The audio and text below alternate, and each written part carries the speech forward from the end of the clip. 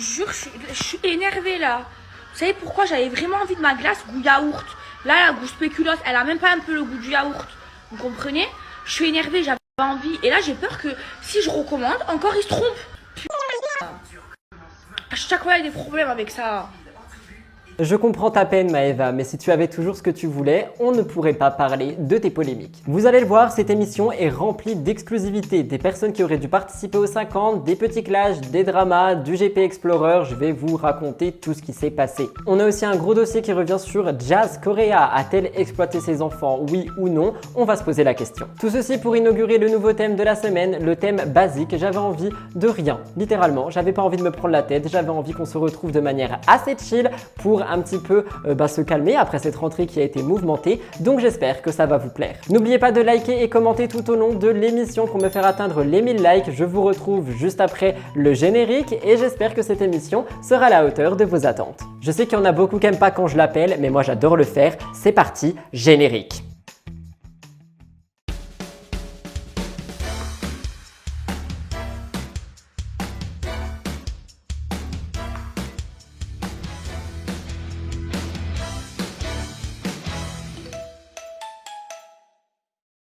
C'est donc sur le thème basique que je vous retrouve pour votre émission hebdomadaire de la semaine Mix the Tea, émission qui commence comme à chaque fois par une mise au point. Cette mise au point va revenir sur 3 petits points, il y en a qui sont en rapport avec mon contenu, il y en a qui sont de grosses annonces, donc écoutez bien, c'est parti. La première chose, l'exposition des enfants. En effet, il y a pas très longtemps que ça, je vous ai sorti une vidéo en vous expliquant que, en gros, l'enfant de Mélanie Dacruz et de son ex était mis au milieu de polémiques et je ne sais plus exactement ce que je vous disais, mais il y a quelqu'un qui m'a fait pointer quelque chose que je n'avais pas forcément pensé. C'était que, en gros, à chaque fois qu'on montre un enfant, on le met en danger. Et moi, j'ai toujours été partisan du on peut montrer si on fait attention, etc. Mais il est vrai que la manière dont son commentaire a été construit m'a fait vraiment me remettre en question en me disant que je pense que les parents devraient vraiment tous prendre en compte le fait que même montrer juste son enfant en train de jouer ou je sais pas, ça peut l'exposer à un risque. Et c'est vrai que je vous dis, ce commentaire m'a vraiment fait rester en retrait pendant 2-3 jours avant que j'y réponde. Et quand j'ai répondu, je me suis dit qu'il fallait que je le mette en avant dans MTT, dans une mise au point, en disant que oui, je pense en effet que montrer son enfance, ça peut l'exposer à certains dangers. Mais bon, vous me connaissez, l'évolution est mon chemin. Hein. À chaque fois qu'on me remet en question, j'y pense pendant quelques jours et après, je viens vous faire une mise au point. Donc, merci à l'abonné qui m'avait posté ce commentaire. La deuxième chose revient encore une fois sur Mélanie Dacruz. Cette fois-ci, ma vidéo de mercredi. Vidéo qui a été assez mal accueillie étant donné que j'ai fait 2 erreurs dans la toute première actualité qui concernait Mélanie Dacruz. La première chose est que j'ai confondu Kobalade avec un footballeur alors qu'il est rappeur. Donc, j'ai mélangé les deux métiers. Et deuxième chose, à un moment donné dans la vidéo, j'ai montré Samantha à la place de montrer Mélanie Dacruz, chose qui n'est pas passée étant donné qu'elles sont ennemies. Effectivement, je n'ai pas d'excuse pour ça, je vous l'ai juste dit, j'étais totalement éclaté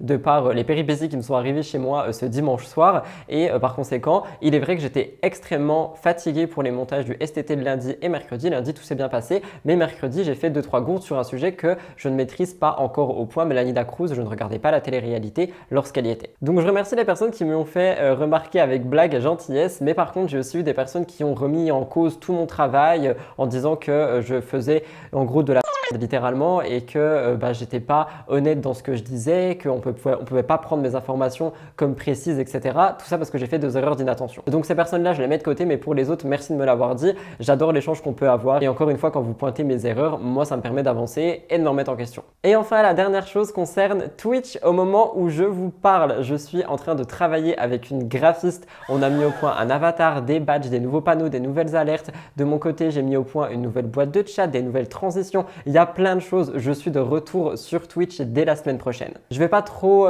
expliquer ici, mais n'hésitez pas à aller me suivre. Le lien est dans la barre d'infos, c'est totalement gratuit. Rejoignez-moi aussi sur Discord. Le serveur va reprendre du peps étant donné que je pense les lives vont reprendre, donc tout va concorder ensemble. Mais ce que je veux dire, c'est que cette fois-ci, je suis là avec un planning précis. Il y aura des jeux, du travail, donc n'hésitez pas. Rejoignez-nous, ça fait plaisir, c'est gratuit et on passe de bons moments ensemble. Mais voilà, c'était donc ça pour la petite mise au point pour démarrer l'émission. Pour vous faire un petit sommaire, les stories de la semaine sont assez courtes. Il y en a pas mal, mais elles sont assez courtes. Le top actu est réduit comparé à celui de la semaine dernière, on va pas se mentir. Et on a surtout 3 gros dossiers qui reviennent sur Jazz, ce qu'il se passe au Maroc. Et le troisième, je vous fais une petite surprise. Vous verrez ça à la fin de l'émission. Pas d'interview de la semaine, mais la l'Astro Actu. Restez connectés jusqu'à la fin. Le thème, c'est basique. J'avais pas envie de me prendre la tête. Je vous laisse avec les stories de la semaine.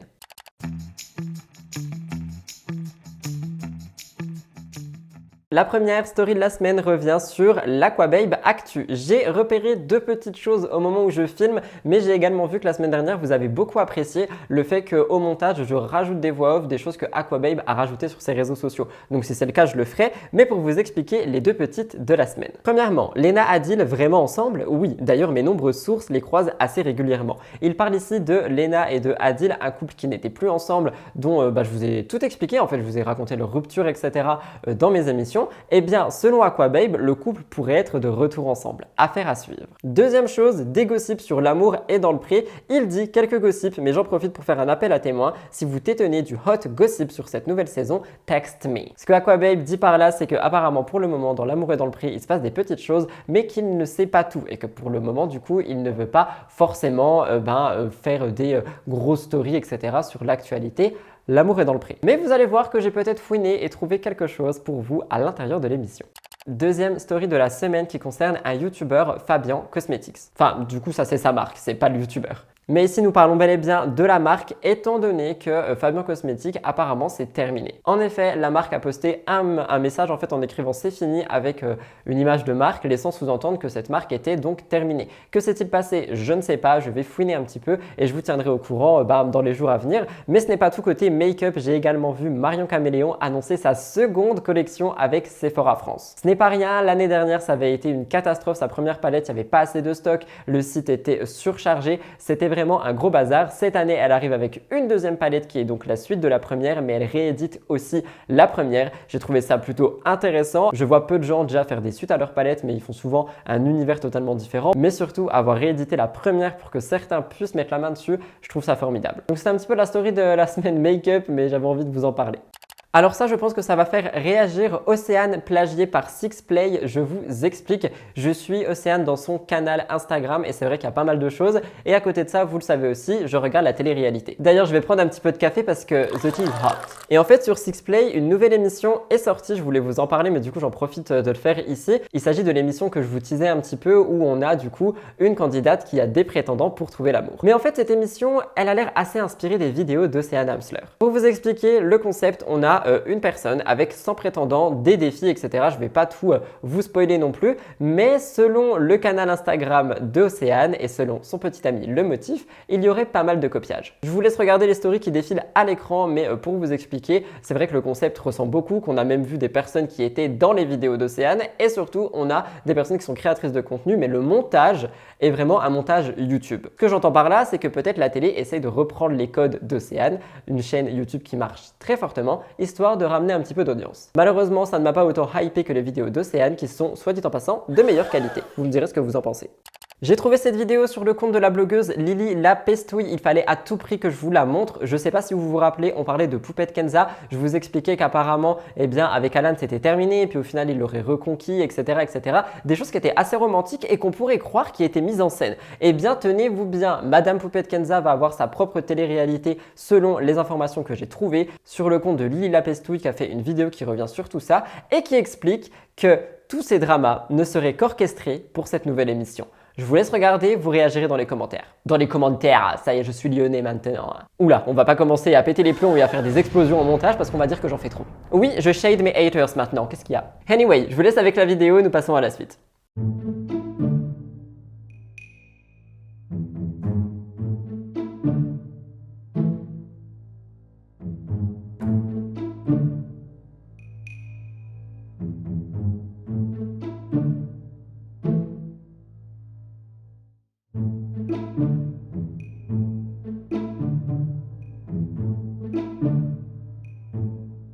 Et enfin, comme chaque semaine, les stories de la semaine se terminent sur la beauté naturelle. Je vais être totalement honnête avec vous, vu le retard accumulé cette semaine, je ne l'ai pas encore monté. J'ai monté tous les Matinitos sauf la beauté naturelle, du coup je sais un petit peu les vidéos que je vais vous montrer. Mais celle-ci non, c'est une surprise pour moi comme pour vous. J'espère qu'elle sera flamboyante, étincelante et absolument radieuse. Je vous laisse la regarder et nous passerons ensuite au Top Actu.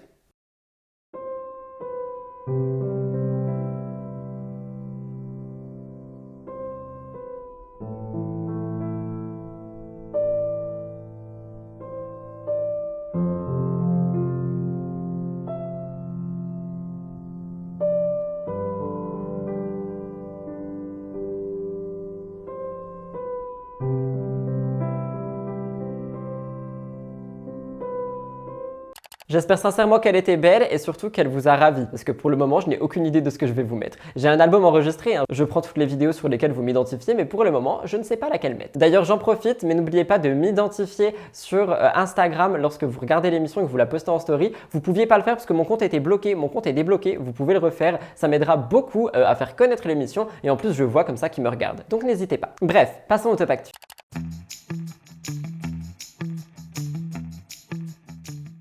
D'ailleurs, je sais pas si vous vous rappelez, la semaine dernière, je vous disais que j'étais un petit peu assoiffé, que j'avais jamais rien à boire. J'ai pas ramené de l'eau, mais du café, ça servira pour cette émission. La première chose du top actu, c'est Sarah Frézou vs Jazz et Noémie. En effet, Sarah Frézou a récemment fait une Q&A sur son compte Instagram et les informations à l'intérieur sont assez intéressantes. En effet, elle revient sur ce qui concerne sa relation entre Jazz Correa, mais aussi Noémie Mabelle, donc la relation de Sarah avec elle avec un S, ça fait beaucoup de machin. Quoi qu'il en soit, un internaute demande à Sarah pourquoi est-ce qu'elles ne se montrent plus ensemble, est-ce qu'elles sont toujours amies, est-ce qu'il y a eu un froid et pourquoi est-ce qu'elles ne communiquent plus avec elle. Sarah Frézou répond, elle dit que ses deux anciennes amies ont choisi de passer du temps plus de qualité avec l'ex de Sarah Frézou plutôt qu'avec elle-même. Donc ça lui a fait du mal, mais elle explique qu'aujourd'hui elle n'a pas de rancœur, elle s'en fiche, enfin c'est pas grave, juste ça a séparé un petit peu les chemins. Et quand on creuse un peu, on se rend compte qu'il est fort probable que Sarah Frézou parle de Ahmed Taï. On rappelle qu'on a déjà vu cette rupture, etc.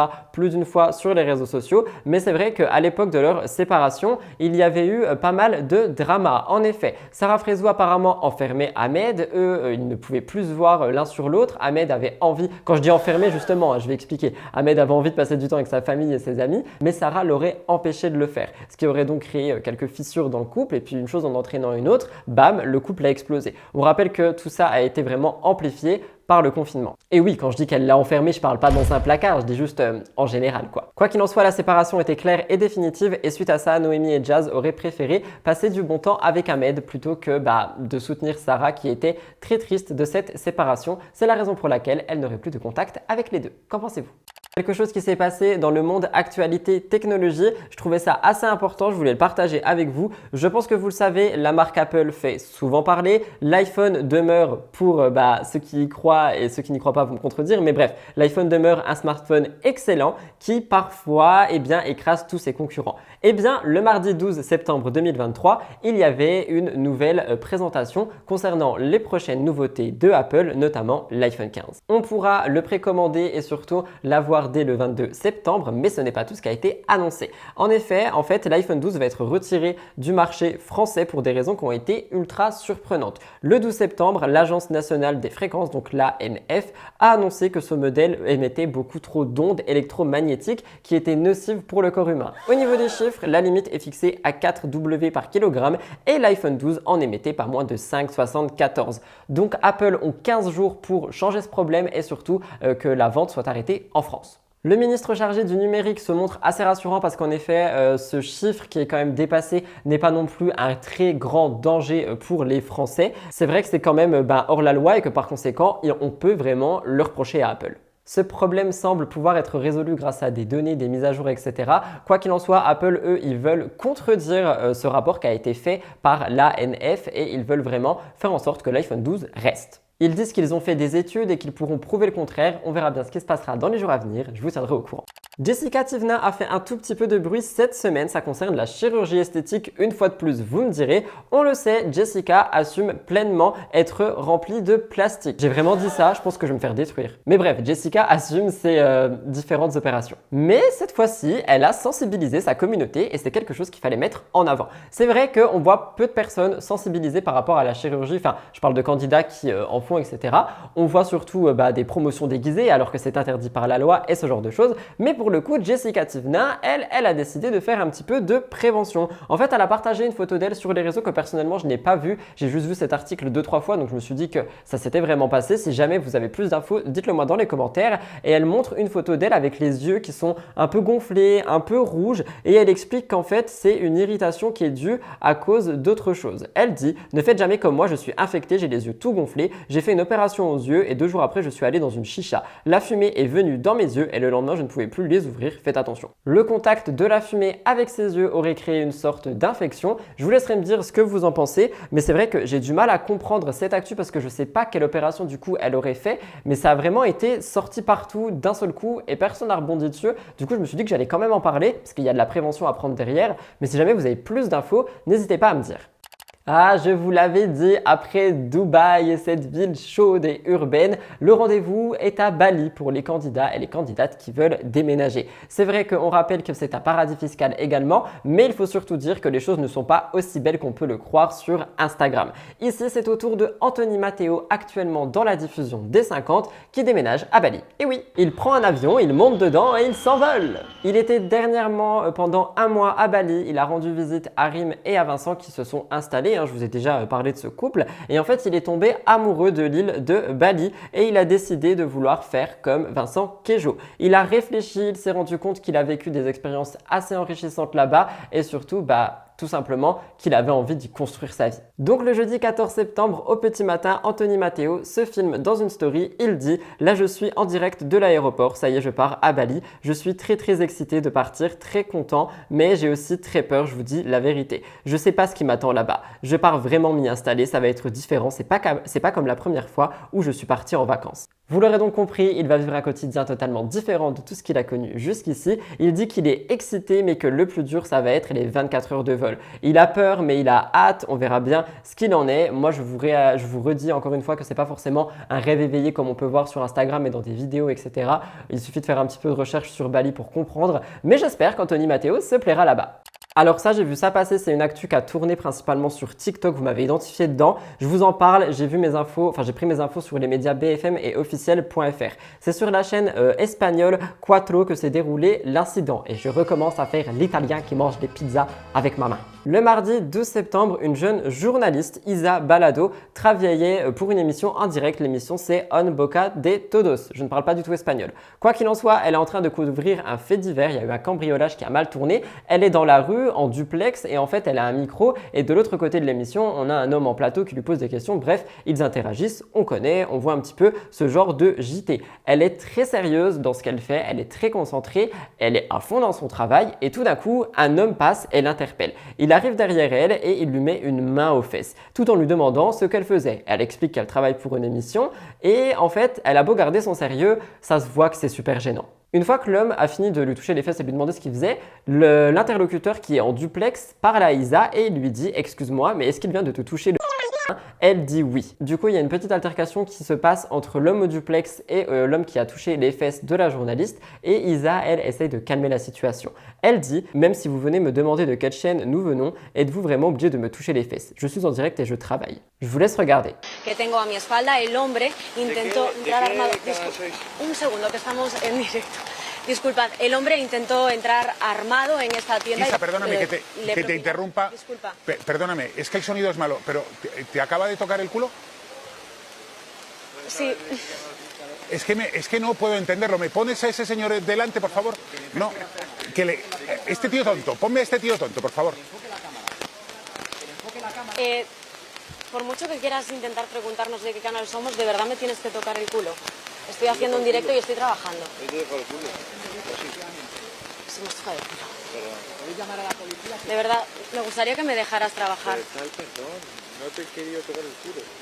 D'après un compte Twitter, la police aurait interpellé cet homme, l'aurait arrêté. Isa a reçu énormément de soutien et heureusement, pour réagir, je vous dirais que je trouve ça mais absolument scandaleux. En fait, les femmes ne sont pas des bouts de viande. En plus de ça, mais vraiment tu la vois qu'elle est en train de travailler. Enfin, ça se voit, elle a un micro, il y a des caméras et tout. Toi, tu arrives et tu te dis, c'est mon bout de viande, je la trouve belle, je la veux, je la prends. Mais ça se passe pas comme ça en fait. Et c'est vraiment dégueulasse. Et je suis content d'un côté que ça se soit passé en direct et qu'il y ait eu des réactions tout de suite en direct à chaud aussi pour montrer en direct encore une fois que ce genre de comportement c'est pas possible. Et tu m'étonnes que les femmes se sentent pas bien dehors, tu m'étonnes qu'elles ont peur quand il se passe ce genre de choses, tu vois. Je vous laisserai me dire ce que vous en pensez, mais les réactions sont toutes unanimes. Isa a reçu beaucoup de soutien et cet homme ne passe pas inaperçu, on va pas se mentir. Je vous l'avais dit, des dramas dans l'amour et dans le pré. Oui, oui, les vaches sont révoltées et les coqs se font entendre. Je suis vraiment devenu un animateur télé. Rejoignez-moi sur Twitch, ça va animer sec. Quoi qu'il en soit, le lundi 11 septembre, M6 diffusait un nouvel épisode de la 18e saison de l'amour et dans le pré. Moi, personnellement, je l'avais vu avant, mais je vous ai dit, je vous parle en fonction des épisodes qui sortent pas en avance. Parmi les prétendants, cette fois-ci, on a retrouvé Jean-Paul, céréalier de 63 ans, qui avait d'ailleurs surpris l'animatrice Karine par son assurance. Il parle beaucoup, il a beaucoup de choses à dire et c'est vrai qu'il n'était pas passé inaperçu. Il est divorcé depuis 35 ans et il a choisi Christelle et Maria pour les inviter à la ferme. Hors caméra, il se passe pas mal de choses. On entend Jean-Paul qui essaie de réconforter une des deux prétendantes parce qu'il a passé un bon moment avec l'autre. Il lui dit « Allez surtout, tu ne pleures pas, cela va me foutre en l'air ». La prétendante lui répond « Si tu préfères quelqu'un d'autre, je ne peux rien y faire ». Et Jean-Paul l'embrasse. Quelque chose qui n'est pas passé inaperçu parce que ça a rassuré la prétendante, mais Christelle lui a demandé si du coup il voulait aller plus loin avec elle. C'est la prétendante qui l'a embrassé. Jean-Paul ne répond pas et le fait qu'il ne réponde pas, c'est pas passé inaperçu auprès des internautes parce que les internautes disent que il embrasse une des deux alors qu'il promettait mondes et merveilles à la première et surtout, quand elle lui demande si ça peut aller plus loin, il évite le sujet et il répond pas. C'est pas forcément un comportement qui est cool, encore moins en date et encore moins en double date. Les internautes réagissent, ils disent « C'est quoi cette clim que Jean-Paul vient de mettre à Christelle ? Le mec galoche mais esquive les questions ». Deuxième commentaire, mais il est sérieux Jean-Paul, MDR, il lui a même pas répondu, c'est une dinguerie. Lâche ça Christelle, tu te fais du mal pour rien. #ADP, #ADP 2023. Les choses ne s'arrêtent pas là, et non. Il lui propose une balade en tête-à-tête en voiture, histoire de encore une fois la rassurer, de passer un petit peu de temps avec elle. Et pendant ce temps, l'autre prétendante, Maria, leur prépare un bon petit repas. Donc Jean-Paul et Christelle rentrent à la ferme, Maria prépare son repas, elle n'est pas jalouse, elle est très heureuse. Et Jean-Paul et Christelle ne sortent pas de la voiture. Et oui, Jean-Paul a décidé de passer la voiture en mode banquette, comme il l'appelle, c'est-à-dire de reculer les deux sièges avant et de se rapprocher de Christelle une fois de plus. Des câlins, des bisous, tout y passe. Et encore une fois, de l'autre côté, on a Maria qui croit que Jean-Paul est sous le charme et elle est en train de lui faire à manger. Donc vous vous en doutez, les internautes ont réagi. Ils disent « Jean-Paul, on dirait trop qu'il joue avec deux tableaux sur les deux prétendantes. J'espère qu'elles sont pas aussi crédules car il mériterait juste d'être mis sur le fait accompli pour qu'on lui ouvre les yeux. » Et honnêtement, il y a beaucoup de gens qui disent qu'il mériterait même pas de finir en couple à la fin de cette émission. Moi, je vais réagir et je vais dire que j'ai envie de laisser le bénéfice du doute. J'ai l'impression qu'on parle de Maëva Guénam, mais on parle de Jean-Paul, de l'amour et dans le pré. Mais en fait, pour laisser le bénéfice du doute, je pense que l'émission, c'est tout nouveau. Tu vois que tu as deux femmes pour toi. Peut-être que c'est dur aussi au début de vraiment mettre des cadres et tout. Peut-être qu'il va le faire par la suite et qu'il avouera ce qui s'est passé avec les deux et tant mieux. Par contre, oui, si ça continue comme ça et qu'il cache des choses et tout, là, il n'y a rien à faire et il va se faire démonter sur X. C'est pas censé arriver, mais ça va arriver. Évidemment, n'envoyez pas de la haine, c'est pas ce que je suis en train de dire, mais je pense qu'on peut réagir avec un petit peu plus de diplomatie. Même si ce genre de comportement, je vous avoue, me révolte, surtout pour l'amour et dans le pré. Non pas que ça soit possible de le faire ailleurs, avant qu'on détourne mes phrases. Bref, qu'en pensez-vous ? Toujours redécouverte grâce à l'émission Les 50, Anaïs Camizuli fait énormément parler d'elle. Rappelez-vous, au début de la diffusion de cette deuxième saison, elle taclait Manon Tanti dès son arrivée dans le jeu. Mais ce n'est pas tout et aujourd'hui on parle d'autre chose, mais vous allez voir que Manon a réagi à ça, je vous parle d'elle à la fin de cette actu. Ce début de mois de septembre 2023 fait parler et Anaïs Camizuli a décidé de prendre la parole sur Kevin et Carla. On rappelle qu'ils sont plus ensemble, qu'ils n'ont plus de contact, mais il y a des gens, comme moi on va dire, qui décident de réagir sur leur actualité. C'est lors d'un live sur les réseaux sociaux où elle est présente avec Raphaël Pépin, d'ailleurs elle est ex avec lui, et bien les deux ont décidé de parler de Kevin et Carla. Pour un petit peu de contexte, on rappelle qu'ils se sont rencontrés lors du tournage des Anges en Amérique latine, ils se sont rapprochés puis après ont eu quelque chose et se sont séparés. Bref, dans le live, on revient sur l'histoire de sorcellerie que Carla a fait avec Kevin Gage. Et Anaïs a été assez cash. Avant d'aller plus loin, pourquoi est-ce qu'on reparle encore de la sorcellerie? Je veux bien qu'on parle des candidats, etc. Enfin, c'est des choses qui font vivre les programmes et tout, mais même si là, ils sont pas dans des programmes. Mais je veux dire, moi aussi, j'en parle. Enfin, il n'y a pas de problème à ça. Mais pourquoi toujours revenir sur les choses qui ont été négatives et encore une fois polémiquer dessus quand tu as des centaines de personnes, des centaines de milliers de personnes qui te suivent et qui vont réagir, etc. et qu'on va devoir en parler dans des médias comme Mix the Tea. Ouais, je suis un média et alors? Bref, Anaïs dit que si Carla en est arrivée là, c'est parce qu'elle était folle amoureuse de Kevin et qu'elle ne voyait pas d'autre solution pour le garder. On rappelle que Carla aurait fait des trucs assez sales selon ce que Nabil avait dit, je ne vais pas réénumérer ici. Il y a des vidéos qui traitent de ça sur toute ma chaîne. Anaïs dit que Carla a enfermé Kevin dans une sorte de bocal et ça a fait rire Raphaël Pépin. Je vous laisse regarder. Kevin, je pense qu'il est tombé, il a dû être amoureux d'elle à un moment de lui-même. Ça oui, je te l'enlève pas. Mais après de ce qui s'est dit, et la pauvre, c'était une femme blessée qui l'aimait plus que tout. Et je pense que pour le garder, Elle a, elle a tout essayé. Donc, il est enfermé dans un bocal, quoi, le cousin. Mais c'est bon. Pas être cinglé quand même. Tu sais que la télé, ça ravage des gens. Je suis content d'être restée comme je suis, la vérité. C'est dur, tu savais, ils font les bonhommes, ils sont dans un bocal comme ça, enfermés. Pour réagir, je vous dirais tout simplement que moi je trouve ça dommage de toujours revenir sur cette histoire pour parler de Carla. Enfin, il y a d'autres choses à dire, même si on veut la critiquer dans le négatif, on peut parler de choses qui sont actuelles. Enfin, je pense que c'est quand même quelque chose qui l'a pas mal blessé, qui a pas mal blessé beaucoup de gens à part elle, et en parler tout le temps, je ne sais pas si c'est vraiment une bonne chose. Quoi qu'il en soit, il y a aussi, comme je vous l'ai dit, Manon Tanti qui a réagi aux révélations que Anaïs Camizuli avait fait par rapport à leur dispute et tout ça. Je vous laisse écouter. Allez, et je vais finir avec cette question parce que je l'ai reçue une tonne de fois. Qu'est-ce qu'Anaïs a contre moi, contre nous, contre moi surtout, et pourquoi elle n'était pas très sympathique dès le début avec moi. Alors, c'est vrai que moi, quand je suis arrivée dans le château, moi, Anaïs, je l'avais jamais vue, je la connaissais pas du tout. Ou alors on s'est peut-être croisé une fois, mais de loin. Et donc je m'attendais effectivement à ce que quand on arrive, quand je vois qu'elle fait partie de l'aventure, je m'attendais à ce que elle se rejoigne à nous les Marseillais, puisque de base elle est de Marseille, elle était très proche de Alex, Naka, Héloïse, elle connaissait un peu Julien, donc pour moi c'était un peu une évidence. Et j'ai su qu'elle avait un problème avec moi quand elle a dit haut et fort que non, elle avait rien à voir avec notre alliance ou avec nous, quoi. Et donc au début, j'ai rien dit, même pendant un long moment. Juste, voilà, j'ai compris assez rapidement qu'elle était froide avec moi, qu'elle me regardait un peu mal, voilà, qu'il y avait un problème, quoi. Et effectivement, on en a discuté.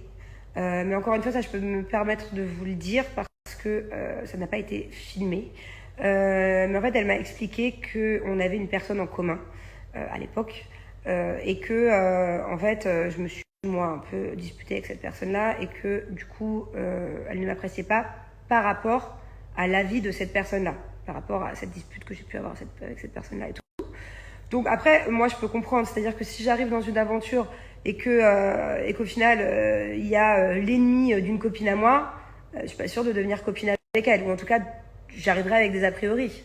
Je ne sais pas si vous avez remarqué quelque chose sur ce magnéto, mais Manon est rousse. Oui, et ça aussi, ça a fait parler. Je vous en ai parlé sur QuickTeam, ma petite émission sur Instagram, et je vous ai dit que les internautes pensaient que c'était une perruque. Je vous laisse avec le réel de Manon, et nous passerons à la suite.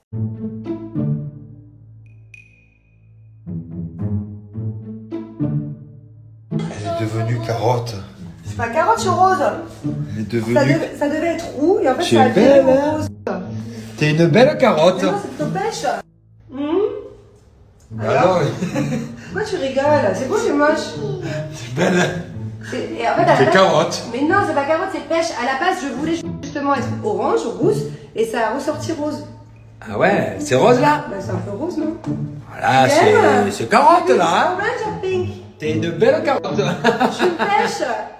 Dernier point du top actu, Julia Paredes. Je vous l'ai déjà expliqué, mais depuis quelques années, elle souffre d'endométriose. C'est une maladie qui affecte une femme sur 10 et qui cause beaucoup de problèmes de santé secondaires, j'ai envie de dire. Elle a beaucoup de fatigue, beaucoup de douleurs, des problèmes de grossesse et aussi des saignements. Il y a quelques mois, je vous l'avais expliqué, elle avait fait une sorte de J'arriverai jamais à dire ce mot. Elle avait fait une sorte de sensibilisation à travers un livre qu'elle a sorti, Comment je vis avec l'endométriose, mon histoire, mes combats, mes victoires. Récemment, en fait, elle a eu des évolutions dans sa maladie, des évolutions qui sont pas du tout positives, et elle a dit qu'elle saignait tous les jours. Elle fait comprendre que son état est en train de devenir de plus en plus compliqué et qu'elle a aussi pas mal de détérioration au niveau de sa condition physique tout simplement, et c'est quelque chose qui personnellement m'attriste beaucoup. Et l'endométriose, c'est un sujet qui est de plus en plus mis en avant. Il y a beaucoup de femmes, comme je vous l'ai dit, qui en souffrent, et par conséquent, je trouve ça plutôt pas mal de mettre en avant ce genre de maladie, d'aiguiller dessus, de dire d'aller voir des professionnels et d'essayer de trouver quelque chose pour calmer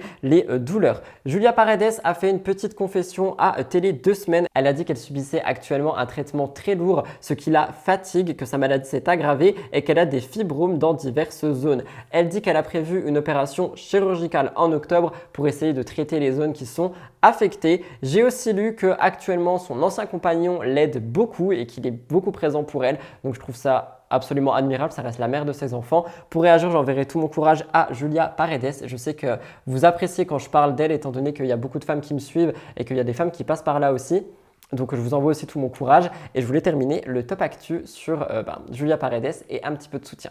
Le top actu est donc terminé, je vais terminer mon petit café en guise de petit break et on se retrouvera pour le cœur de l'actu. Il y a pas mal de choses à l'intérieur, hein. On va parler beaucoup des 50, on va parler de Neuda et Ricardo, le retour de TPMP, c'est vraiment quelque chose qui a remué internet et 2-3 petites autres choses qui sont assez exclusives finalement. Squeezie a réagi aussi au GP Explorer 2 et à la polémique concernant Manon, je vais tout vous raconter. On se retrouve après le jingle, c'est parti mon kiki.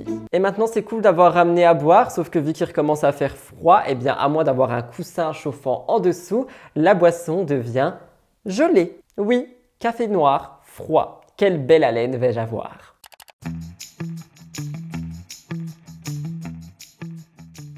L'émission Les 50 est en pleine diffusion et les réactions sont de plus en plus nombreuses sur les réseaux sociaux. Par exemple, je vous parlais dernièrement sur Instagram que Julien Tanti avait regretté le tournage. Je vous expliquais que selon lui, il y avait vraiment beaucoup de trahison et que malgré le fait que ça soit le roi des problèmes comme on l'appelle tous, eh bien, il n'est pas prêt à trahir tout le monde. C'est vrai que Julien a expliqué qu'il faisait surtout des aventures avec ses fratés, qu'il aimait beaucoup bien faire des problèmes mais que ça soit toujours bon enfant et qu'il n'y avait jamais de réelles trahisons qui peuvent être blessantes, causer ton élimination, etc. Mais bon, cette fois-ci, on ne parle pas de lui, on parle de Fred parce qu'elle est de retour en télé pour cette compétition et elle s'est confiée sur son aventure. Après 2 ans d'absence à l'écran, Tata Fred ou Tata Fredo a fait son grand retour pour les 50 et elle a fait quelques révélations pour une interview pour le compte Melty. On rappelle que les 50 a mis une barre très haute cette année. Attendez, on dit une barre très haut je crois parce qu'on m'avait corrigé. Oui, je crois on dit qu'ils ont mis la barre haut. Et je vous parle évidemment du casting, on a pu retrouver pas mal de choses, Kamel de Love Story, Vanessa de Secret Story, on a aussi Fred, Greg le millionnaire, vraiment des grosses têtes. Eh bien, Fred disait qu'elle avait peur de laisser ses animaux derrière, mais que le concept l'a enchantée. Elle voulait vraiment y participer. Et en vrai, pour réagir, je vous dirais qui ne voudrait pas. Selon ses dires, cette émission changeait des autres et c'est quelque chose qui lui a donné pas mal envie de la faire, étant donné que dans les autres émissions, pour elle, on a juste des histoires d'amour, des femmes refaites, etc. Et que là, on est sur une vraie compétition. Elle dit, dans les 50, il y a de très jolies filles, on les voit plus souvent en tenue de sport qu'autre chose. Avant, c'était le cul à l'air, les talons de 3 mètres de haut. Et oui, parce qu'on connaît aussi Fred pour autre chose, c'est son franc-parler. C'est vrai que lorsqu'elle parle, il y a des choses qui nous marquent et qui restent toute leur vie. D'ailleurs, on peut relever parmi les clashs qui ont fait pas mal briller la télé-réalité finalement, celui qu'elle avait avec Anaïs ou encore avec Amélie. Il y a beaucoup de gens qui se sont demandé comment allaient se passer les retrouvailles, etc. Mais du côté de Fred, tout allait très bien, elle était très contente. Elle avait déjà fait la paix avec son passé et elle venait juste faire la compétition. Elle dit « Quand ça a clashé fort entre nous, Anaïs et moi dans Les Anges en 2014, on s'est expliqué à la sortie du programme. Ça s'est arrangé, donc pour les 50, il n'y avait aucune appréhension de la retrouver. Je m'entends très bien avec elle et avec Amélie, je l'adore. » Ce qui a attiré Fred dans les 50, c'est vraiment la compétition et le fait de pouvoir faire gagner quelque chose à un follower. Mais ce n'est pas tout parce qu'elle dit qu'en fait, le manque de stratégie l'aurait mis en porte-à-faux. Elle dit « On n'avait même pas posé le pied par terre qu'il y avait déjà des alliances de tous les côtés. Mais ils ont raison, c'est le jeu, c'est moi qui étais de ne pas en faire. » Elle dit d'ailleurs que si elle reparticipe à l'émission un jour, elle compte bien user de stratégie pour voir un petit peu jusqu'où elle pourrait aller. Pour réagir au global sur les 50, encore une fois, c'est vraiment une saison que j'aime beaucoup. Vous allez voir, j'ai un gros dossier qui parle des 50. On y reviendra à la fin de l'émission. Je voulais aussi réagir par rapport à Fabrice. En effet, pour celles et ceux qui regardent les épisodes, Fred et Fabrice se rapprochent et par conséquent, on se demande s'ils vont se mettre en couple et si ce couple a duré après l'émission. D'après les petits yeux de fouine que j'ai eus, je me suis rendu compte qu'il était possible que oui. Donc on va voir ce qui se passe dans la suite, mais il est vraiment probable qu'il se soit vu après le tournage. Vous me direz ce que vous en pensez, mais Tata Fred dans les 50, personnellement, j'adore. Je vous parlais de Neuda et de Ricardo il y a quelques jours, disant que des choses assez graves s'étaient passées entre les deux. En effet, Ricardo aurait piqué Neuda sur les réseaux, elle aurait porté plainte et tout ça, je vous l'ai expliqué. Mais on va refaire un petit point parce qu'il s'est passé de nouvelles choses. Déjà, vous avez réagi et beaucoup d'entre vous sont du côté de Neuda. Il est vrai que depuis leur séparation, il y a pas mal de clashs sur les réseaux, des clashs auxquels on a pu assister. Et dernièrement, Ricardo a montré des moments avec leurs enfants, Laïa et Laël, sur Snapchat et ça n'a pas plu à Neuda. Ils se piquent donc en story, se cherchent et Neuda dit qu'elle va porter plainte contre lui. Elle partage des conversations en montrant que ce que dit Ricardo est faux, etc. et que c'est elle qui n'aurait pas la possibilité de parler avec les enfants parce que Ricardo empêcherait le téléphone d'être entre Nehuda et les enfants, donc ils ne pourraient pas se parler. Je ne sais pas si cette phrase était complète et française, mais je sais que vous l'avez compris. Quoi qu'il en soit, elle a porté plainte contre Ricardo et elle a dit que toute personne qui corroborait ses mensonges serait aussi dans le dossier. Eh bien, Ricardo a réagi à tout ça. Il compare en fait le harcèlement que Nehuda lui ferait vivre à celui qu'a vécu Aurélie Preston. Il dit aussi qu'il a déjà engagé un avocat depuis des mois, que Nehuda s'en fiche des enfants, qu'elle fait juste des activités pour elle, mais jamais avec eux. Et aussi qu'elle préférait profiter de sa vie à Paris plutôt que de s'occuper de ses enfants. Ricardo dit que Nehuda avait déjà partagé les enfants sur les réseaux et que ça ne posait absolument pas de problème. C'est vrai qu'il ne les montrait jamais, mais que ça a déjà arrivé d'avoir un petit brief ici et là. Et donc là, les internautes se sont retournés contre Nehuda. Qu'est-ce qui est vrai, qu'est-ce qui est faux, je ne sais pas. C'est encore une fois une histoire qui est très touchy et mettre des enfants au milieu de ce genre de règlement de compte, télé-réalité, personnalité, je trouve ça mais tellement dommage. Les enfants n'ont rien demandé et plus tard, quand ils grandiront, ils se rendront compte de tout ça et ils verront qu'ils ont été mis au milieu des disputes de leurs parents réglées sur Internet. Ça craint, non ?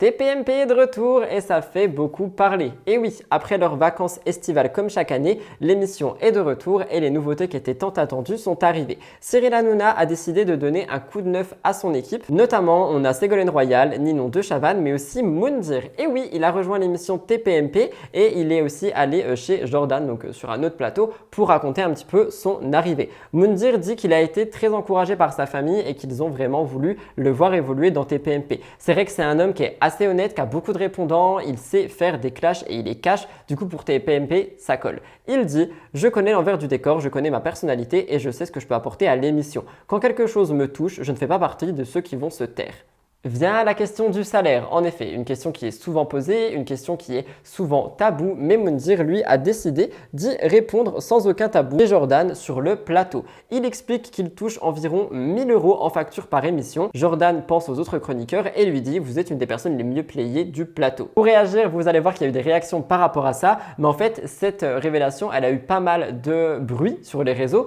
parce que 1000 € par émission, ça reste beaucoup et du coup, il y a beaucoup de gens qui pensent que Moundir est le mieux payé de toute l'émission TPMP. On va y revenir dans 2 secondes, mais ce n'est pas tout parce que je ne sais pas si vous avez remarqué, mais Moundir s'est aussi coupé les cheveux. Et en fait, il y a beaucoup de gens qui pensaient que TPMP l'avait forcé à couper ses cheveux, mais finalement, Moundir a expliqué qu'en fait, à cause du Covid, il a eu des problèmes dans ses cheveux et que ses cheveux étaient en mauvaise santé. Donc, il a préféré tous les couper pour certainement que ça repousse mieux, si jamais il veut les faire pousser. Et on va pas se mentir, les cheveux courts, ça lui va plutôt bien. Les réactions face à cette nouvelle coupe de cheveux sont très positives et les fans adorent. Ils partagent des photos de lui en le montrant et en disant qu'il est très beau. Vous me direz ce que vous en pensez. Mais finalement, c'est Cyril Hanouna qui a pris la parole par rapport au salaire de Moundir et en fait, il explique qu'il ne touche absolument pas 1000 € dans sa poche, mais qu'il n'y a pas encore les taxes qui sont déduites. Parce qu'en fait, Moundir, il a décidé de rentrer les factures dans sa propre société. Et du coup, quand tu rentres une facture, tu as des taxes, tu as des choses à payer, etc. Et il ne touche pas les 1000 €, il touche environ 570 €, ce qui est semblable aux autres salaires des chroniqueurs. Personnellement, je trouve ça quand même énorme, 500 € pour une émission. Au mois, je pense que ça fait beaucoup. Donc, est-ce que c'est des chiffres qui sont exacts? Je ne sais pas, mais c'est ce qui est ressorti le plus. Je vous laisserai me dire ce que vous en pensez, c'est quelque chose qui a fait pas mal parler, mais ce n'est pas tout parce que j'ai aussi vu que, vous le savez, il y a un complément d'enquête qui va arriver sur Cyril Hanouna et celui-ci est fortement en préparation et apparemment Cyril prévoirait aussi une sorte de documentaire enquête pour répondre au complément d'enquête. Il dit en gros qu'il n'a pas peur et qu'il est prêt à en découdre. Mais moi je pense justement qu'il a un peu peur parce que l'année dernière il était beaucoup plus virulent lorsqu'il en parlait. Là il est vraiment en mode ouais ça va arriver mais si jamais ils veulent discuter, je suis open, tu vois. Donc peut-être que les choses sont en train de tourner. Vous me direz ce que vous en pensez. Mila Jasmine, soupçonnée de mentir une fois de plus, je vous explique. Il est vrai que depuis la naissance de son enfant, Mani, Mila est au sujet des discussions. Elle a révélé sa grossesse et a accouché 3 mois plus tard, donc les internautes doutent que ça soit vraiment sa grossesse. Pour certains, tout est allé trop vite. Pour d'autres, ils disent qu'elle est beaucoup trop belle et beaucoup trop en forme pour avoir porté la vie. Finalement, Mila avait réagi à tout ça. Elle voulait plus tolérer les critiques, mais elle avait montré des documents montrant que Mani était bel et bien son fils, qu'elle n'avait pas adopté au Maroc. Enfin bref, pas mal de choses qui circulaient sur les réseaux sociaux. Quoi qu'il en soit, on va pas se mentir, dès que Mila poste ou dit quelque chose, eh bien ça fait réagir. Sa manière d'être mère aussi préoccupe les internautes. Par exemple, lorsqu'elle part en vacances sans son fils, on la critique en disant qu'elle l'abandonne. Non, elle prend juste du temps pour elle. Et c'est vrai que quand c'est les autres, ça dérange moins. Je vous avais aussi expliqué comme quoi le bébé était trop grand pour les internautes parce qu'il allait dans un truc qui n'était pas pour son âge alors qu'en fait c'était littéralement à son âge. Enfin bref, pas mal de choses. Je vous avais tout expliqué. Et bien cette fois-ci, les rumeurs viennent par rapport à Lorenzo, son mari, qui d'ailleurs est aussi soupçonné de ne pas exister. En effet, Mila partage de moins en moins Lorenzo sur ses réseaux sociaux et par conséquent, les rumeurs ont commencé à grandir. Est-ce qu'ils sont toujours ensemble? Est-ce qu'il l'a abandonnée depuis qu'elle est maman? Qu'est-ce qui se passe? Mila a tenu à rassurer tout le monde en disant que non, il va très bien, que c'est pas parce qu'elle montre pas un morceau de sa peau ou un morceau de sa main, un morceau de son pied qui sont en embrouille ou peu importe, juste elle préfère passer des moments de vie réels et lui ne veut pas être sur les réseaux, donc ça arrange tout le monde. Mais je peux comprendre quand même les internautes qui s'inquiètent parce que même si on sait qu'elle ne veut pas le montrer et que lui ne veut pas se montrer, on avait quand même des briefs ici et là on en a eu moins, donc je peux comprendre qu'on se pose des questions. Mais finalement, rien de mal, tout va très bien, donc ne vous inquiétez pas. Aux dernières nouvelles sur internet, quand on voit Kevin Gage, on voit Chloé, sa petite copine. Et oui, depuis que c'est officiel entre les deux, tout le monde ne parle que de ça et Chloé est beaucoup mise en avant sur les réseaux. On a vu pas mal de vidéos, de photos où on les voit se faire des câlins, des bisous, etc. C'est absolument trop cute! Malheureusement, les internautes, eux, ne sont pas vraiment contents de voir Kevin en couple avec Chloé. Beaucoup la comparent à Carla Moreau et ils disent que, en gros, elle va vivre un enfer. Kevin, lui, décide de montrer sa chérie, il s'en fiche, il est content et il assume d'être avec. Mais par contre, il y a quelque chose qui a fait beaucoup parler. C'est que plus il montre Chloé, moins il montre Ruby. Et par conséquent, eh bien, il y a beaucoup de gens qui se posent des questions. Mais Kevin, lui, il dit que maintenant qu'il est séparé de sa maman, en fait, il voit plus trop l'intérêt de la montrer tout le temps et de la surexposer. Et ça rejoint ce que je vous ai dit dans ma mise au point. Et du coup, je pense que c'est pour la protéger. Et lorsque Kevin a parlé de Ruby sur les réseaux, une nouvelle rumeur a vu le jour. Je ne sais pas comment les internautes font, mais une nouvelle rumeur a vu le jour. En effet, selon ceci, Kevin allait prochainement être papa de Chloé qui serait déjà enceinte. Oui, je vous laisse écouter Kevin qui a réagi, c'est assez lunaire. Les amis, je crois que tout le monde devient complètement fou. Non, j'attends pas d'enfant, et elle non plus. Au moins comme ça, c'est clair. Parce que je reçois des gens qui m'envoient félicitations pour ton futur bébé. Non, pas encore du moins. Il y a quand même une phrase qui a fait encore une fois tilter, c'est le « du moins pas encore », laissant sous-entendre que ça pourrait arriver prochainement. Personnellement, je ne pense pas pour le moment, hein, c'est un début de relation, je pense pas qu'il y ait de bébé qui arrive ou quoi que ce soit, mais c'est vrai que c'est quand même quelque chose qui a fait pas mal parler. Mais ce n'est pas tout, parce que le comportement de Kevin Gage, il est beaucoup mis en avant et il y a beaucoup de gens qui pensent qu'il est fake en fait et qu'il n'est pas du tout heureux, notamment avec le réel qu'il a posté, je vous laisse regarder.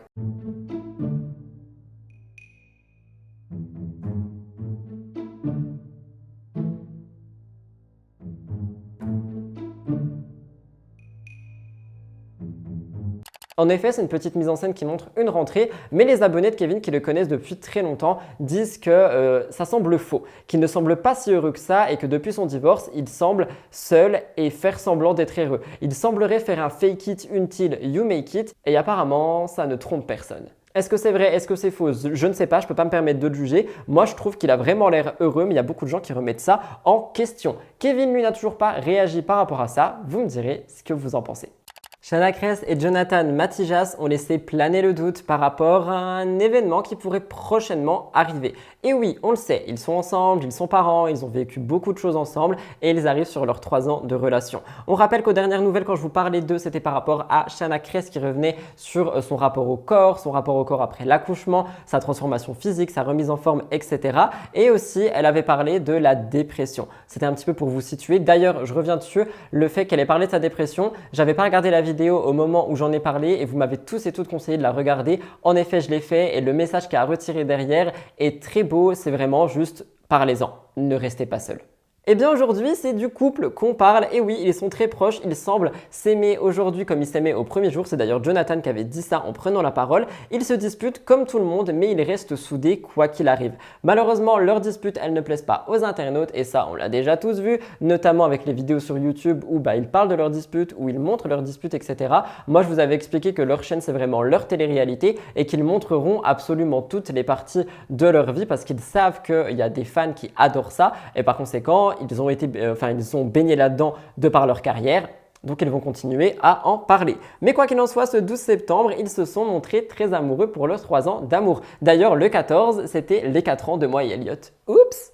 4 ans, ça passe si vite, il a vu tellement de parties de ma vie. Quoi qu'il en soit, le couple a décidé de faire un petit teaser. En effet, on voit un selfie des deux et c'est écrit 3 ans d'amour, il serait temps. On voit un emoji bague et du coup on se demande s'il n'y a pas des fiançailles ou un mariage qui arrive. Je vous laisserai me dire ce que vous en pensez, mais moi mon petit doigt me dit que ça arrive fortement. Il y a des gens qui pensent que c'est du buzz, il y a des gens qui pensent que c'est la réalité. Moi je penche plus du côté de la réalité, il faut un petit sneak peek. Vous me direz si vous êtes d'accord avec moi.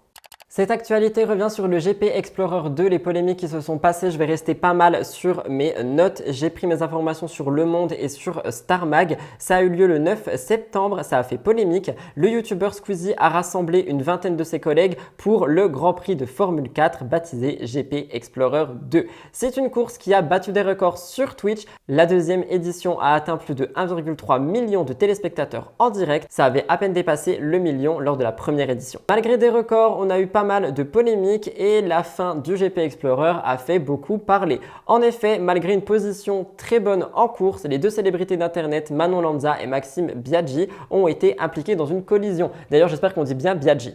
Il y a eu un accident et par conséquent, ils ont dû abandonner la compétition. Maxime a montré être très déçu et très triste de ce qui s'est passé. Normal, il a dû abandonner. Manon, elle, a été envoyée à l'hôpital parce qu'il y a eu un vraiment gros accident. Elle n'a pas eu le temps de freiner à l'entrée d'un virage, ça a percuté son collègue de plein fouet et Manon, suite à ça, a été la cible de cyberharcèlement, de remarques vraiment désobligeantes. Beaucoup la qualifient de danger public, mais on a surtout pas mal de remarques misogynes disant qu'une femme ne peut pas aller au volant.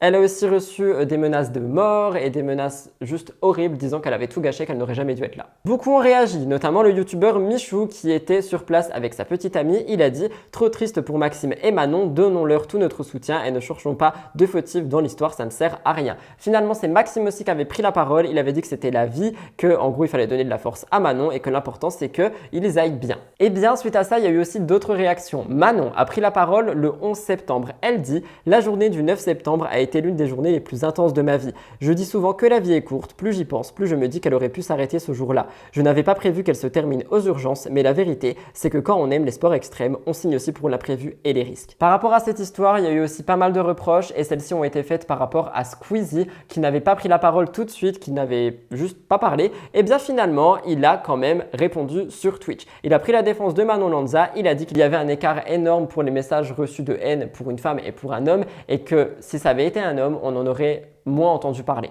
Bien que je répète, la haine est pour personne. Quoi qu'il en soit, ce cyberharcèlement a beaucoup touché Manon et a remué vraiment beaucoup de choses et moi je trouve ça absolument horrible. Les critiques misogynes, les insultes, les menaces de mort. Comme je vous l'ai dit, il y en a même qui disaient que c'était ok de l'harceler 2 jours mais pas 3. Enfin non, c'est pas possible. Ok, il y a eu un accident et peu importe qu'elle soit fautive ou non, parce que j'ai vu des gens dans mes commentaires aussi me dire oui mais elle a voulu doubler. Mais et alors, il y a eu un accident, elle a fini à l'hôpital. Est-ce que ça mérite de la haine? Mais personne mérite de la haine et je trouve ça mais tellement horrible, mais Squeezie a dit les choses bien mieux que moi. Je vous laisse écouter, nous passerons à la suite. Le cœur du sujet qui m'a le plus évidemment touché et qui nous a tous touchés, c'est bien évidemment le cyberharcèlement et la misogynie totale qu'a frappé Manon à l'issue de cette course et de l'incident de course dans lequel elle est impliquée. La misogynie, c'est la haine envers les femmes, c'est une différence de traitement entre si un mec fait une dinguerie et si une meuf fait une dinguerie, d'accord? Quand il s'agit d'une femme, la quantité de messages de haine à son égard est supérieure que quand il s'agit d'un homme. Mes 2 derniers plus gros dramas, il y avait à mon égard 40 000 tweets. Moi, à Squeezie, donc un mec qui a des millions d'abonnés, Manon ce week-end s'est pris plus de 65 000 tweets et il y a aussi un écart énorme dans la forme des messages qui est beaucoup plus violente quand il s'agit d'une femme. Ne pas être d'accord avec son comportement, ça ne fait pas de vous un misogyne. Lancer Twitter pour l'insulter, ça fait de vous un cyberharceleur et à mon avis, il y a de la misogynie là-dedans. On n'est pas des pilotes, le GP c'est là pour divertir. Quoi que quiconque fasse sur la piste le jour J, ça ne mérite en rien qu'il se fasse démonter sur les réseaux. Voilà. Est-ce que vous aviez entendu parler de tout ça? Je pense que oui, vous me direz un petit peu votre pensée par rapport à ça. Maëva Guénam fait parler et je sens les commentaires arriver. On le sait, depuis son premier jour en télé, elle ne fait que des polémiques. Difficile désormais pour les autres de voir autre chose qu'une femme qui est cash et qui sait aussi bien manipuler. Pourtant, elle semble vouloir aspirer à autre chose. Je vous l'ai déjà dit, elle est sur le chemin de la rédemption. Personnellement, je n'y crois plus. On va me trouver très méchant, mais regardez les anciennes émissions, vous comprendrez, j'ai pris sa défense pendant 10 mois et il n'y a rien qu'à changer. Mais bref, une fois de plus, elle parle de sa rédemption. Sur son compte Snapchat, elle se confie à sa communauté le dimanche 10 septembre. Elle dit qu'il y a beaucoup de choses qui ont changé chez elle dernièrement. Elle dit « Je trouve que j'ai trop changé. Je me suis grave calmée. La vie de la nuit, sortir tout le temps, boire et tout, ça ne m'intéresse plus. J'ai trouvé une stabilité dans ma vie et je me sens mieux. Je me sens heureuse. Cette année n'a pas été facile pour moi. Depuis quelques semaines, je me suis vraiment heureuse, vraiment bien, vraiment comblée. Maeva Genam semble si bien dans sa vie qu'elle veut devenir maman. Oui, vous avez très bien compris. Maeva Genam dans des couches avec des bébés qui pleurent, etc. C'est ce qu'elle souhaite tout de suite. Je cite « Vous savez ce dont j'ai envie le plus dans ma vie? J'ai envie de passer un cap. J'ai vraiment envie de devenir maman. Je pense que c'est pour ça que je suis devenue beaucoup plus calme. Je suis toujours fofolle, je suis toujours rigolote et tout. Mais je suis devenue beaucoup plus calme dans le sens où je sors beaucoup moins en soirée. Je pense que c'est une étape avant de construire sa vie et pour moi, c'est se marier et avoir des enfants. » Bref, mes bébés, j'avais vu, genre je trouve que j'ai trop changé, que je me suis grave calmée et tout. Et vous avez vu la vie de la nuit, de sortir tout le temps, de boire et tout, ah ben ça m'intéresse plus. Et genre là, j'ai trouvé une stabilité dans ma vie et je me sens mieux, je me sens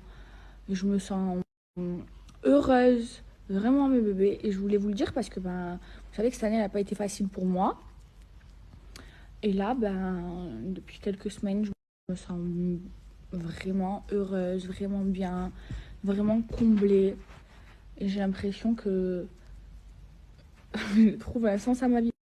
Et là vous savez ce dont j'ai envie dans ma vie, j'ai envie de passer un cap, j'ai vraiment envie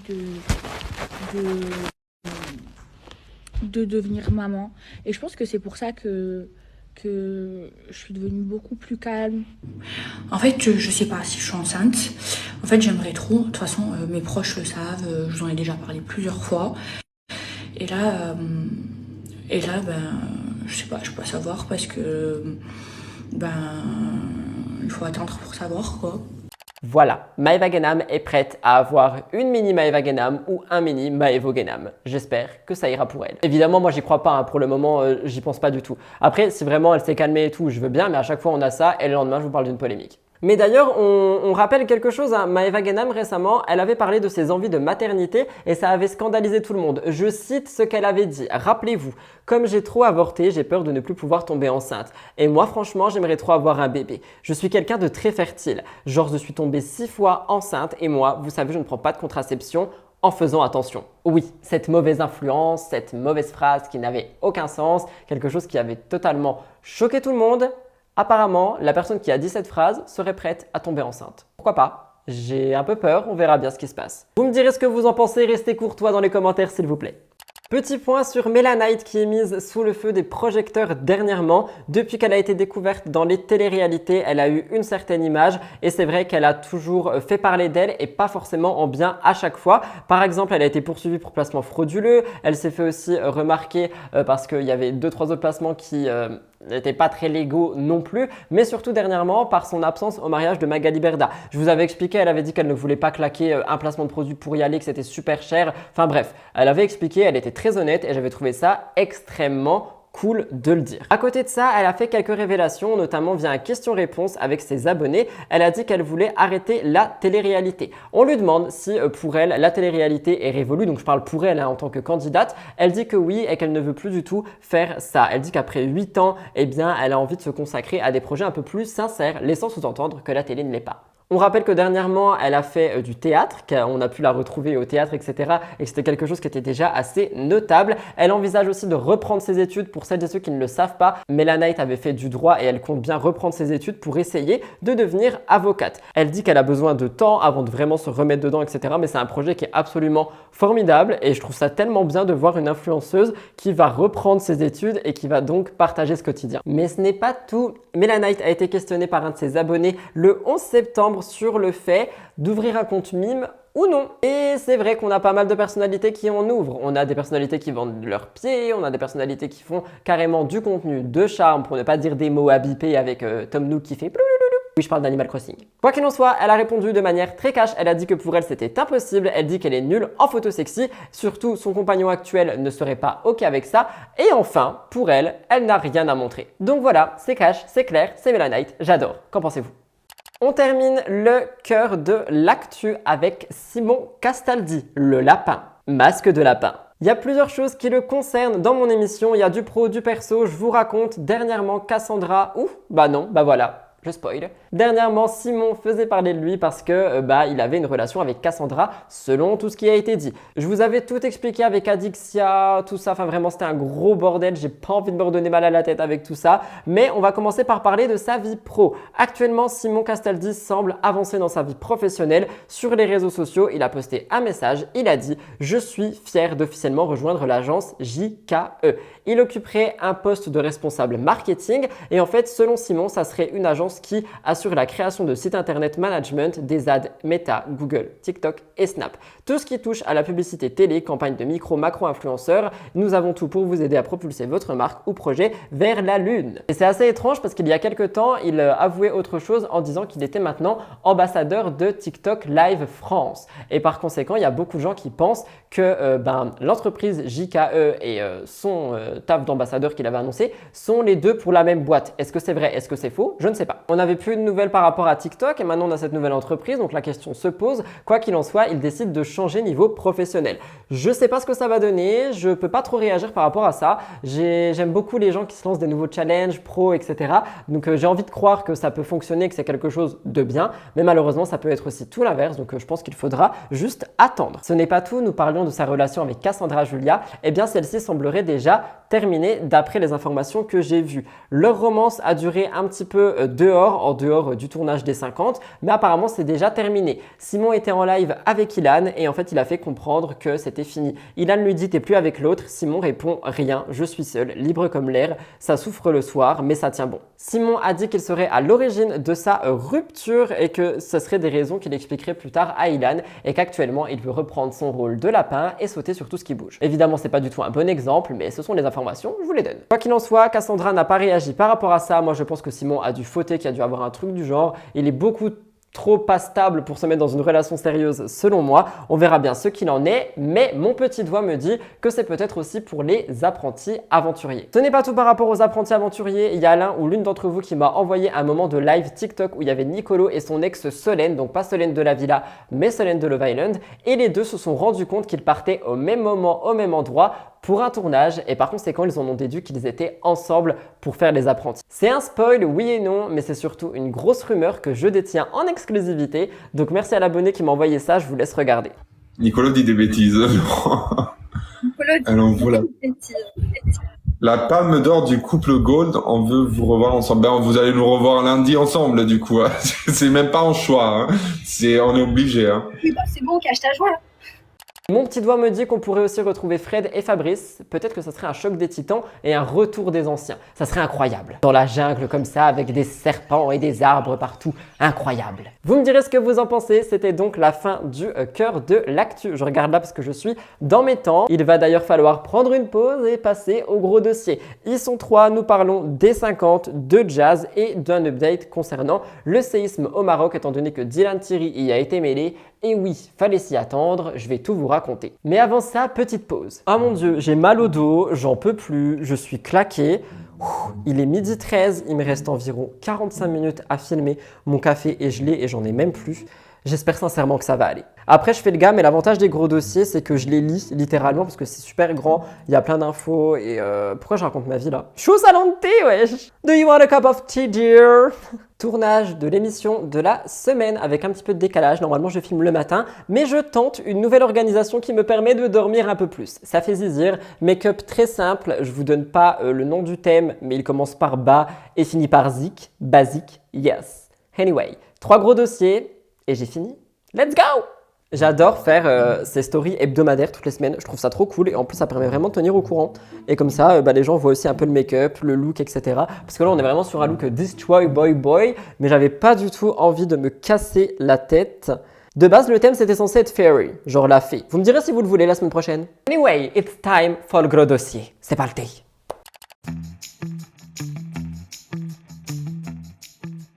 Comme chaque semaine, les gros dossiers sont très lourds sur ma tablette, donc je vais tout simplement vous faire un petit peu de lecture, rester beaucoup sur mes notes et vous raconter les informations que j'ai pu récolter. Nous commençons donc avec les 50, Bastos vs Nicolas, Vanessa qui répond à Marjolaine, pas mal de petites choses. Alors, l'émission Les 50 continue de battre son plein et pas mal de choses se passent. Premièrement, nous avons les débriefs de Bastos qu'on a pas mal décryptés sur mes émissions. Mais ce n'est pas tout, comme je vous l'ai dit, ces débriefs ne plaisent pas à tous les candidats et certains répondent. Après avoir vu un live de Bastos où il se moque des candidats ayant exprimé le fait que Bastos montrait un petit peu des choses des 50, etc. Notamment, Nicolas démotivé a réagi. Et en fait, pour expliquer s'il pense que Bastos spoil le programme, je suis pas d'accord, je suis tous les lives, je suis dans le chat, je regarde ce qu'il dit, il spoil rien, il réagit aux épisodes qui sortent jour après. La preuve en est, il a toujours pas dit un mot sur Mélanie Lady Gaga. Nicolas accuse Bastos de partager des détails qui ne sont pas encore diffusés. Pour Nicolas, il ne se limite pas à faire des débriefs mais à spoiler le programme. Bastos, lui, dirait justement que ça contribue à la popularité de l'émission de teaser un petit peu sans donner les infos. Nicolas n'est pas d'accord et il dévoile une information qui a été controversée. En fait, je ne sais pas si vous le savez, mais à l'arrivée dans les 50, ils doivent tous poster une photo. Et on avait vu Bastos poster cette photo de présentation qu'il a tout de suite retirée. Il y a beaucoup de gens qui ont dit « Ouais, c'est Mélanie qui l'a viré, tout patati patata ». Bastos n'avait jamais répondu. Il m'avait dit à moi qu'il ne voulait pas spoiler le programme, mais qu'on aurait des réponses assez vite. La réponse est arrivée. Je vous laisse écouter Nicolas qui l'attaque et ensuite Bastos qui répond. Tout le monde, alors je voulais juste vous dire que cette vidéo déjà va durer plus de 1 minute forcément pour que je sois rémunéré. Merci à tous ceux qui vont participer à ça, je vous aime. Tout sérieusement, parlons un peu d'un candidat des 50 qui s'appelle Bastien, qui commence à faire un peu la victime sur les réseaux et à faire trop le malin à mon goût et qui commence un peu à me taper sur le système. Je vous explique. En fait, le principe de Bastien, c'est de faire des lives pour un peu donner son avis sur les candidats des 50. Chose qui est normale que tout le monde fait sur les lives TikTok, Twitch, Insta, tout ce que vous voulez. C'est normal, tout le monde le fait, même moi je le fais. Mais le problème de Bastien, c'est qu'il donne son avis sur des épisodes qui sont même pas encore passés. Donc c'est-à-dire que du coup, il dit des trucs qui n'ont rien à voir du tout. À la limite, il voit Vanessa qui s'embrouille avec Marjolaine pour la chambre. Il peut dire, ok, là, franchement, Vanessa, tu pètes ton crâne, arrête, t'es juste ridicule. Ok, je peux comprendre, l'épisode il est passé, tu réagis par rapport à ça. Mais quand tu réagis par rapport à un truc qui n'est pas encore passé et sur des personnes qu'on a encore moins vues que la table extérieure de la terrasse, juste tais-toi en fait, surtout pour dire de la merde.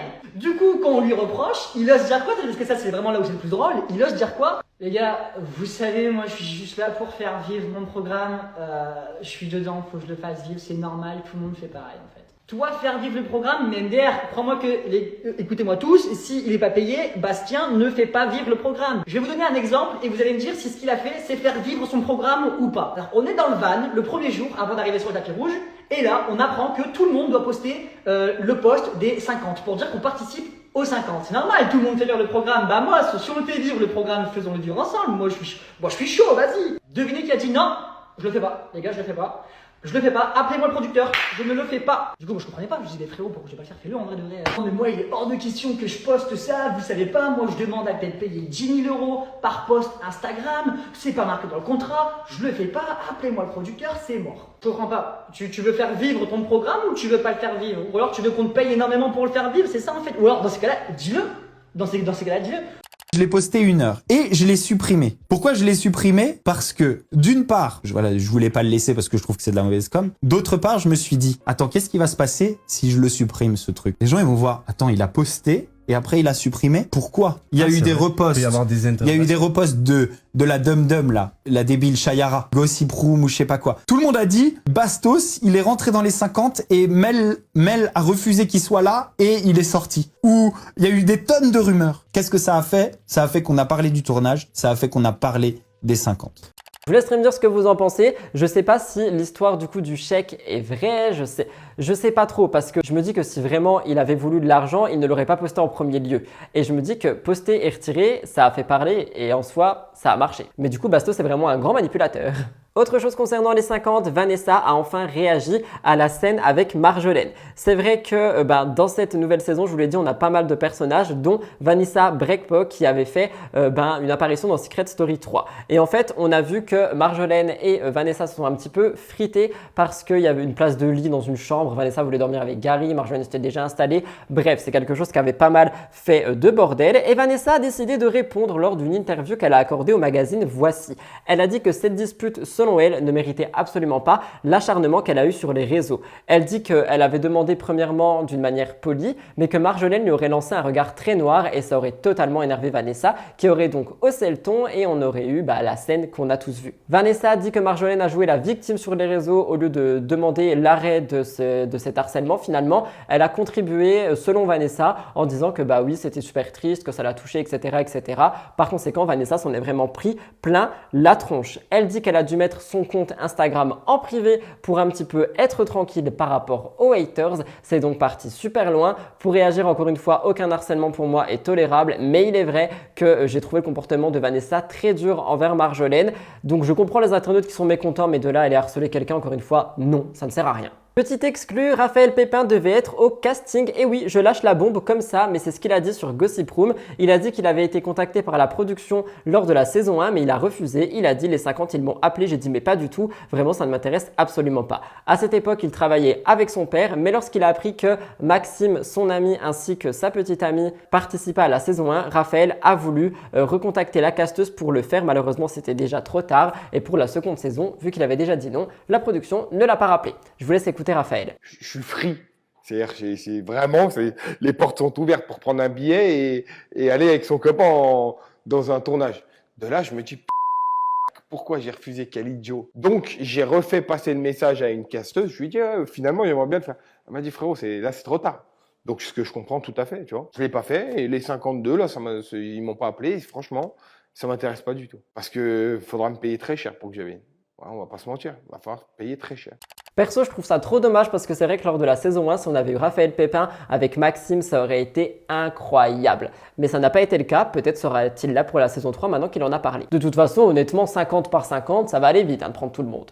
Je place un trigger warning pour cette actualité. Je fais un update par rapport au Maroc. Nous le savons tous, c'est une tragédie. Plus de 2000 personnes sont décédées dans un puissant séisme qui a frappé le Maroc la nuit du vendredi au samedi 9 septembre 2023. Le Centre marocain pour la recherche scientifique et technique a mesuré la magnitude de ce séisme à un niveau 7. On a de nombreux candidats et candidates de télé-réalité qui étaient à Marrakech au même moment. Je pense notamment à Marwa Meraska, Mélanie ORL ou encore Ayem Nour qui, elle, est depuis plusieurs mois au Maroc. La jeune maman a parlé sur BFM et elle a dit qu'elle venait littéralement de voir la mort. Les journalistes de BFM lui ont demandé de se confier et elle a expliqué avoir échappé au pire pendant qu'elle était chez elle avec son petit. Ayem dit qu'elle venait d'annuler un dîner et qu'elle aurait pu se retrouver là où tout s'est déroulé. Elle dit « J'aurais pu me retrouver en plein centre de Marrakech à vivre la catastrophe qu'ils ont vécue dans le centre étant donné que beaucoup d'immeubles se sont effondrés. Quand la terre se met à trembler, Ayem se trouve dans le salon et son fils dort dans sa chambre. Et en fait, elle a raconté que tout était en train de tomber. Elle dit « Il était impossible de marcher, je ne sais pas comment décrire ce qu'il s'est passé, c'était horrible. » Son seul réflexe a été d'aller retrouver son fils et de le mettre en sécurité comme n'importe quel parent l'aurait fait. Heureusement, ils ont pu quitter leur domicile et ils ont pu trouver refuge ailleurs. Leur domicile a été très fortement fragilisé par le séisme. Son témoignage était poignant, mais de nombreux internautes ont en fait dit que Ayem abusait à porter le voile pour une interview, etc. alors qu'on la voit sur des photos sexy nini, etc.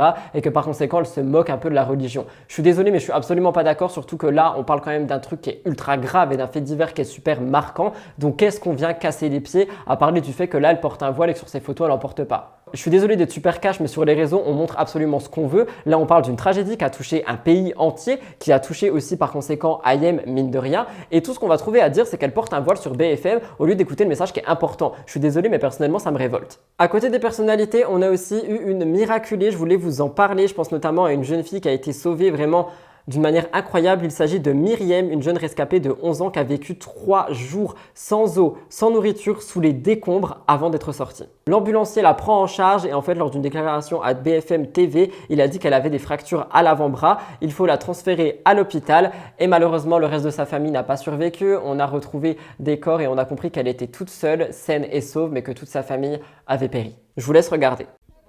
À 11 ans, Myriam est une petite miraculée. Au milieu d'autres survivants, elle vient d'arriver du village isolé de Taourir. Après avoir passé 3 jours coincée sous sa maison, sauvée mais encore sous le choc d'apprendre que sa maman, elle, n'a pas survécu. Donc oui, ses blessures ne sont pas très graves, mais elle a perdu toute sa famille et je pense que c'est quelque chose qui va la marquer à vie. Je vous laisserai me dire ce que vous en pensez. Personnellement, ça me brise le cœur. D'autres personnalités ont pris part et je commence par Dylan Thierry. Je vous parlerai de quelqu'un d'un peu plus positif après. Je vais réagir. C'est vrai que Dylan Thierry a toujours été mêlé à des causes humanitaires, etc. Parfois, c'était bien, parfois, ça ne l'était pas et il y avait beaucoup de scandales derrière. Donc, lorsqu'on l'a vu réagir à tout ça, ça a fait pas mal polémique sur les réseaux sociaux. Dylan Thierry a posté une publication de lui en train de donner son sang pour le Maroc. Cependant, Dylan Thierry a été mis dans une sauce parce que la publication a été pin à Dubaï et non au Maroc. Il dit « Ils me font passer pour un moteur, comme quoi le sang n'est pas pour le Maroc, que je suis un mytho, que je vais créer une cagnotte. Je ne peux plus rien faire les gars, j'ai juste voulu faire une bonne action. » Il explique que le sang a bel et bien été pris à Dubaï, mais qu'il est aussi bel et bien pour le Maroc. Booba a aussi dénoncé ça sur Twitter et Dylan a réagi en vidéo. Il dit « Parlez de moi, ça marche. Booba poste un truc sur moi, il fait 400 reposts en 1 heure. Quand il parle de sa musique, il en fait 308 en 24. Dès que ça parle de moi, ça fait des vues. Un mec comme Booba, s'il parle de moi, c'est parce que ça riposte. Le mec, il prend des abonnés et ça fait le buzz. Ça marche, frérot. » Et en fait, moi, je trouve ça dommage de se défendre encore une fois en parlant de buzz et de chiffres et tout. Je pense que ça montre à quel point bien c'est tout ce qu'il a dans la tête finalement, hein, sans être méchant. Et on aurait pu parler d'autre chose. Mais bon, je vous laisse regarder. Je rigole parce que c'est vraiment drôle. Il y a quelques jours, j'ai posté une story comme quoi j'ai été retiré du sang. On fait vraiment des polémiques sur tout et n'importe quoi. Le but, c'est de faire des clics, du buzz et des vues à mort. Vous savez, peu importe ce que je fais. Demain même, je mets une photo sur ce canapé. Ils vont dire que le canapé, je l'ai volé à des orphelins. Vous voyez ce que je veux dire? On est vraiment sur ça. Non, c'est trop, vas-y. J'en rigole, mais c'est triste en vrai. En vrai, c'est triste. Et en vrai, je vais vous dire un truc. Il y a toujours les gens qui disent « Ouais, c'est pas bien de montrer, c'est pas bien que tu montres et tout ça. » Mais les gars, je vous montre pas tout. Qui dit que j'ai pas envoyé de l'argent au Maroc? Je l'ai pas montré. Tu vois ce que je veux dire? Je montre pas tout. Je montre juste une bonne image. Parce que j'ai pas envie de montrer autre chose sur les réseaux sociaux. J'ai pas envie de vous montrer quand je vais au restaurant, quand je sors, quand je vois des amis, quand je suis sur des bateaux. Ça sert à rien, c'est de la merde. Tout le monde le fait. Moi, j'ai envie de montrer sur les réseaux sociaux un bon exemple. Voilà, j'ai envie de montrer un bon exemple. Que si je quitte cette terre un jour, les gens ils vont sur mes réseaux sociaux, ma famille ils vont sur les réseaux sociaux. Dernière anecdote, pour retirer le sang, c'est tous les 2 mois. Vous pouvez le faire tous les 2 mois dans votre pays. C'est gratuit, je tiens à le dire. Et croyez-moi, ça peut sauver des vies. Bien évidemment, c'est pour ceux qui sont pas tatoués, qui fument pas, qui se droguent pas et tout ce qui va avec. Du coup, vu que je suis quelqu'un de healthy et que je suis en bonne santé, tous les 2 mois, je vais aller donner mon sang et je vais vous motiver à le faire, comme faire plein de bonnes choses, faire des voyages humanitaires, aller à la mosquée le vendredi, même tous les jours, prier. Parce que croyez-moi, avec tous ces signes de la fin des temps, on connaît les signes de la fin des temps, c'est de pire en pire. Dylan a aussi avoué avoir été contacté par une production, celle de 7 à 8, pour faire un documentaire sur lui revenant sur les bad buzz. Il dit qu'en gros, il vit grâce au bad buzz qu'il a fait et qu'il a eu son nom grâce à ça. Perso, je trouve ça dommage d'être connu que pour ça, mais si ça lui fait plaisir, tant mieux pour lui. Il dit, je cite, « Ça fait 4 ans que je ne fais plus de télé, ça fait 4 ans que tous les jours je tourne, ça fait 4 ans que tous les jours je suis sur toutes les chaînes, je n'ai jamais fait autant de télé de ma vie. » Et pour réagir, je vous dirais que c'est vrai malheureusement. Je termine cette actu par un petit peu de positif. Je vous parle de Jamel Debbouze qui a donné son sang à Marrakech. Il a tenu à se rendre là-bas aussi pour aider. Il disait, « J'y vais dès ce soir, beaucoup dans le même cas que moi tentent de regagner le pays pour essayer de prendre des nouvelles de la famille, voir comment on peut aider concrètement. » On est hagard face à cette situation et on se demande comment être utile. À côté de ça, j'ai vu des animateurs qui organisaient une sorte de concert clip pour réunir des fonds et vraiment aider ce pays. Je trouve ça tellement solidaire et vous voyez, c'est ce genre de parti que j'aime beaucoup dans notre pays, c'est la solidarité qu'on peut avoir. Après, attention, il y a quelque chose quand même qui me fait tilter, c'est que des catastrophes de ce style, il y en a vraiment souvent et partout, mais là, d'un coup, tout le monde aide alors que, par exemple, je sais plus, je crois que c'était en Libye ou au Liban, je sais plus exactement, mais dans un pays voisin aussi, il y a eu des disparus, il y a eu un truc qui s'est passé à cause d'inondations et il y a un peu moins de médiatisation et un peu moins d'aide. Donc c'est pas du tout pour shade l'histoire qui se tourne autour du Maroc, c'est juste pour dire que c'est cool de mettre en lumière, mais il faudrait aussi mettre d'autres choses en lumière, d'autres causes. Quoi qu'il en soit, ils disent, on a décidé de réfléchir à une grande opération pour essayer de récolter un maximum de fonds et venir en aide. À partir de demain, on va tourner un clip avec beaucoup d'artistes et de célébrités qui sera diffusé sur les réseaux sociaux et toutes les chaînes de télévision. Pour réagir en totalité sur ce qui se passe par rapport au Maroc, je vous en ai déjà parlé, mais pour moi c'est ultra frustrant parce que tu es face à une catastrophe naturelle et malheureusement, en fait, tu ne peux rien faire à part subir ce qui se passe, reconstruire et faire en sorte que les choses aillent pour le futur. Mais je trouve ça tellement frustrant. L'ambiance là-bas doit être absolument affolante et triste et je suis content de voir qu'il y ait des personnes dans notre pays et dans d'autres pays qui y vont pour aider. Enfin, je terminerai par dire qu'il faut prendre soin des uns des autres. Encore une fois, la solidarité, ça peut vraiment aider. Je ne l'ai pas fait lors de mon émission de lundi, mais je le ferai pour MTT parce que j'ai plus de temps. Je vous mettrai une cagnotte fiable dans la barre d'infos si jamais vous voulez aider. Et évidemment, tout l'amour du monde et tout le courage pour le Maroc. Je termine les gros dossiers par parler de Jazz une fois de plus aujourd'hui et c'est pas très joyeux. Rappelez-vous, je vous expliquais qu'elle était épuisée de se sentir menacée, critiquée, notamment par les haters. Ça a été accentué à cause de son été en France où elle a été filmée à son insu, en train de fumer, en train de se battre, des vidéos compromettantes étaient sorties. Suite à ça, elle retourne chez elle mais elle dit être dans un bad mood, je vous l'ai expliqué la semaine dernière. Eh bien, ce que je vais vous raconter aujourd'hui montre que les choses ne se sont pas arrangées. Ces derniers jours, elle dit qu'elle subit un harcèlement. Dans sa story Instagram, elle révèle avoir été contactée par 2 inconnus. L'un d'entre eux aurait essayé de lui soutirer de l'argent en prétendant avoir une vidéo compromettante de Laurent. Jazz n'a pas voulu se laisser faire et elle dit qu'elle veut porter plainte. L'autre personne l'aurait appelé avec son numéro personnel en lui reprochant de l'harceler et ensuite il aurait recontacté Jazz sur WhatsApp avec un autre numéro. Et je vais réagir, c'est assez flippant. Si ce genre de choses m'arrive, je pense sincèrement que je me cache. Jazz est fatiguée de cet acharnement et elle regrette une chose parce que ça veut dire qu'un membre de son entourage aurait donné son numéro. Résultat, elle a dit, je cite, « Je me retrouve à devoir changer mon numéro de téléphone. Aujourd'hui, bref, l'humain est méchant et irrespectueux. » Elle dit qu'elle en a tellement marre en fait qu'elle aimerait même supprimer son compte Instagram. Elle dit que la tranquillité n'a pas de prix et qu'il faut peut-être mieux quitter définitivement les réseaux sociaux et le monde de la télé pour être tranquille. Et pour réagir, je vous dirais que c'est un peu vrai finalement parce que quand tu as trop de notoriété et que tu es passé par pas mal de bad mood, les gens ils peuvent se rappeler que de ça malheureusement et par conséquent, il est vrai que je peux comprendre Jazz. Et moi personnellement, ça me touche. Elle parle d'ailleurs au gouvernement, elle dit qu'elle est satisfaite de la loi pour les influenceurs, mais elle dit qu'il n'y a encore aucune chose qui a été faite par rapport au harcèlement, cyberharcèlement, les détracteurs en ligne, etc. Les choses sont en train de bouger. Je ne sais pas si vous avez vu, Emmanuel Macron veut retirer les réseaux pour les cyberharceleurs. Le problème est que c'est un petit peu noyer la chose sous le tapis, noyer la chose sous le tapis. Pour moi, c'est un petit peu noyer le poisson, étant donné qu'apparemment la responsabilité reviendrait aux plateformes et qu'on a beau signaler des choses. Personnellement, je sais que j'ai déjà signalé des vidéos sur YouTube, il ne s'est rien passé, j'ai signalé des tweets, il ne s'est rien passé. Pourtant, ce n'était pas des choses qui étaient correctes. Je vous lis un peu de Jazz, ça risque d'être long, ouvrez vos oreilles. Mais vous les haters entre guillemets des réseaux, visiblement vous n'avez pas l'impression qu'il y a assez de malheur et de tristesse dans le monde pour en créer davantage. Vous savez qu'en réalité nous sommes des victimes de ces gens et que nous on doit encaisser les critiques, les jugements, les fausses rumeurs, les histoires farfelues, les histoires réelles, exposées, médiatiques, etc. Mais pour vous, on mérite tout ça juste parce qu'on a des millions de followers. Je vous donne un exemple tout bête. Les gens qui critiquent le physique ou les enfants, ou qui jugent les couples des parents, ou même les religions. Je sais pas, vous vous dites pas qu'un jour nos enfants ils vont grandir et lire tout ce que vous avez pu écrire sur nous, vous en avez rien à faire, car vous réjouir du malheur des autres, je vous donne l'impression d'exister et d'avoir une vie un peu mieux. Parce que nous gagnons bien notre vie et que nous avons l'argent, du coup vous n'acceptez pas la richesse et le bonheur. Du coup, vous créez le malheur afin de vous rassurer en disant « Ok, ils ont de l'argent, mais ils sont tristes ». Pour réagir, je pense que le message de Jazz est rempli de détresse et qu'il y a des choses qui sont selon moi vraies et selon moi fausses. Je pense pas que ce soit par rapport à l'argent ou peu importe. Je sais qu'il y a des gens jaloux, mais tu reconnais dans les messages que ce sont des gens jaloux. Les personnes qui exposent, qui inventent des fausses rumeurs, etc. Je pense que c'est principalement sur autre chose que de la jalousie. Je sais pas, c'est ce que moi je pense. Vous me direz ce que vous en pensez, mais moi là je lis un message de détresse. Mais ce n'est pas tout parce que des accusations plus graves ont vu le jour par rapport à Jazz. Elle a toujours été la cible des critiques, c'est pas un scoop. Et bien maintenant, on s'en prend à leurs enfants. En effet, un article du Parisien a attiré l'attention. Celui-ci a été partagé et on peut lire en légende, ils offrent leurs enfants à des... À l'intérieur de cet article, on retrouve pas mal de noms comme Poupette Kenza, mais aussi Jazz. Jazz n'a pas voulu laisser ça passer, elle s'est énervée et elle a dit que elle comptait porter plainte. Et en vrai, c'est horrible comme accusation. On ne peut pas lancer ce genre de choses comme ça et je peux comprendre parce que du coup, oui, les enfants sont exposés sur les réseaux, oui, ça peut être dangereux, on en a parlé dans la mise au point d'ailleurs, mais de là à dire ils offrent leur... en soi, en fait, c'est la réalité. Ouais, je vais totalement lâcher mes notes, mais quand tu réfléchis 2 secondes, si vraiment mettre un enfant sur Internet, c'est l'exposer à un risque, peu importe qu'il soit habillé de dos, entier ou non, c'est l'exposer à des pédophiles. En fait, ouais, c'est exactement ce qui est écrit. Ils offrent leurs enfants à des pédophiles.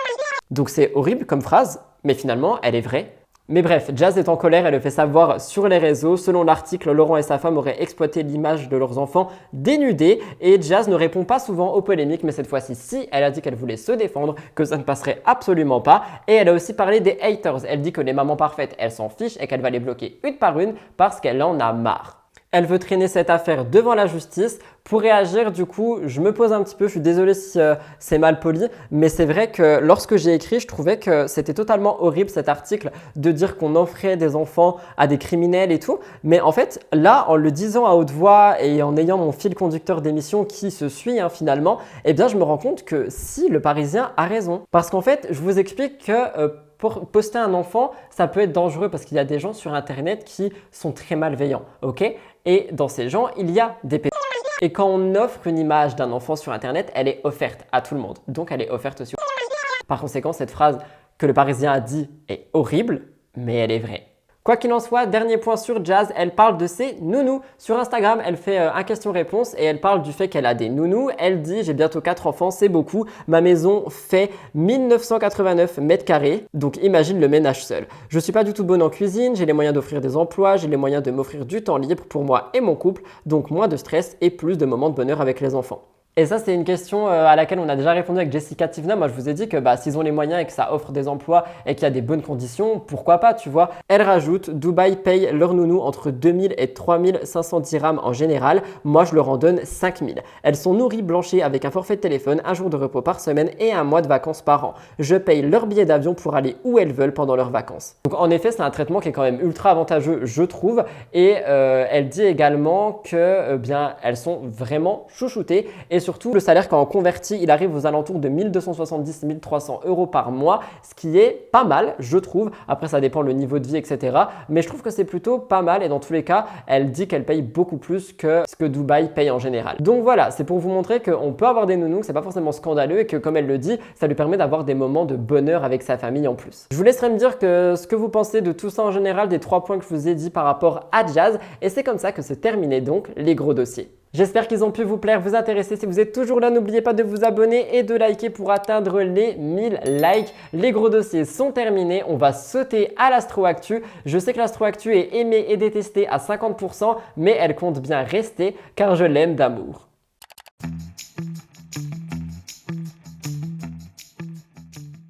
Pour vous parler de l'Astro Actu, il y a eu une nouvelle lune le 14 septembre 2023 à 20h40. Je répète, date d'anniversaire de mariage. On n'est pas mariés du tout en fait. Et date d'anniversaire de moi et Elliot, ça fait 4 ans. Waouh, c'est énorme. Et en fait, à ce moment-là, le premier croissant se situait dans la signe de la Vierge. C'est un signe astrologique de terre qui aime les choses qui sont bien faites, les choses méticuleuses et qui va droit au but. On peut donc ressentir son énergie au cours de toute cette période. De plus, cette nouvelle lune se produit au moment où 5 planètes sont en rétrograde. Je vous l'ai expliqué la semaine dernière, c'est bientôt terminé. Parmi celles-ci, on a la rétrograde de Mercure qui se termine le 15 septembre. On peut donc avoir l'impression de pas vraiment avancer, on peut aussi être nostalgique et on peut vouloir se retourner vers le passé. Comme la nouvelle lune se situe en Vierge, c'est celles et ceux qui ont un ascendant Vierge qui en ressentiront le plus des effets. Il y aura beaucoup de révélations et d'espoir en vous. Le Taureau va aussi ressentir une énorme énergie créative durant cette période. En gros, pratiquez ce que vous aimez et osez vous affirmer. J'ai envie de dire gros lol parce que depuis que je m'affirme, j'ai pas mal de haine sous mes commentaires. Lol. Et je termine par 4 signes qui sont invités à un petit peu prendre du recul, prendre du temps pour eux. Les lions sur leurs dépenses, les balances sur les bienfaits du passer du temps seul et de se reconnecter avec soi-même, un peu comme Rime finalement. Le scorpion doit accepter de recevoir de l'aide, n'est-ce pas Léna Situation, c'est la rentrée. Et enfin le sagittaire doit prendre du recul sur un changement de carrière qu'il l'envisagerait. Mais voilà, l'Astro Actu c'était concernant la nouvelle lune qui s'est passée il y a quelques jours. N'hésitez pas à me dire si vous avez ressenti des effets dans les commentaires.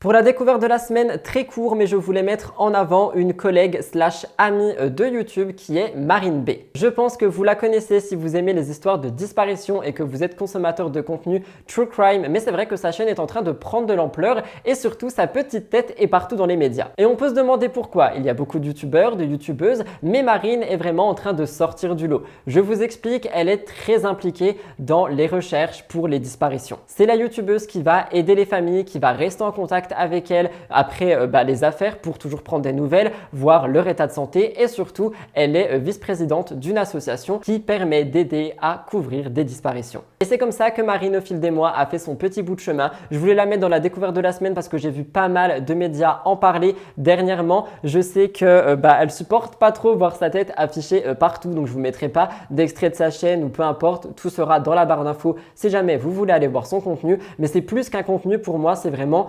une recherche humaine en fait. Je sais pas comment expliquer, mais je lui ai dit souvent en privé, je vais le dire là en public, mais pour moi c'est beaucoup plus que juste un travail de création de contenu. On est sur quelqu'un qui a volontairement l'envie d'aider des familles plus que de le faire en contenu. Je sais pas si, vous savez, je m'exprime mal encore plus quand je fais des éloges, mais pour le coup, je pense que c'est vraiment quelqu'un à suivre si vous êtes humain.